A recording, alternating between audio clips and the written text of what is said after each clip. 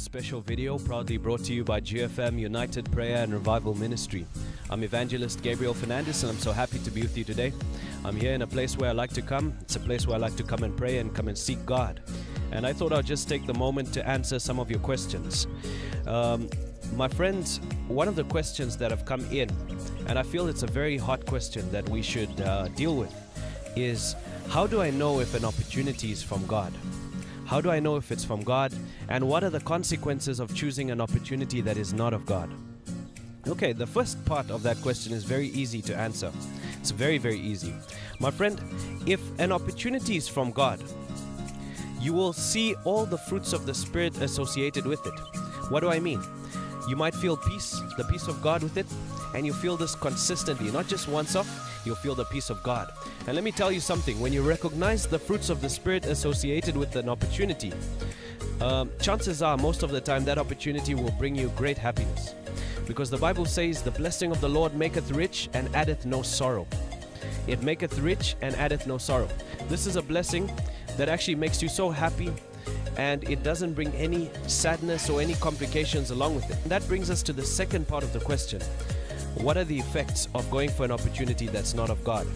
The first thing that we'll notice is an opportunity that's not of God will usually look very nice and flashy at the beginning, and it plays on your desperation to get somewhere. Whether it's to get something that God has placed on your heart, or whether it's your desire, your passion, but usually most of the time as human beings we'll be desperate to get into something. The devil plays on this desperation and uses it to trap us. So he makes this whole thing that looks fancy and wow, it looks like such a nice opportunity. But along with that opportunity, one thing you'll find is it'll bring sorrow. If it doesn't bring it at first, it will bring it at some stage during that opportunity. It will bring some kind of sorrow, and you'll find that usually when you get into such an opportunity, you'll find that your wings are clipped. You can't really do what God has gifted you to do. You know, my friend, the reason why I can explain this to you is I myself have been in those situations. That's usually what happens when you get into an opportunity that's not of God. Another thing is an opportunity that's not of God will usually lead you away from the plan of God. So it might look like it's in line with your vision, with your calling, with your purpose, or whatever you want to do. And then sooner or later, you'll find that you're being led off track. You're being led off track, and you're not accomplishing what God has called you to do. And usually along the line, what God will do is He'll bring correction. And that usually brings quite a lot of pain in that correction, because God has to violently take you out of that place and put you back on path.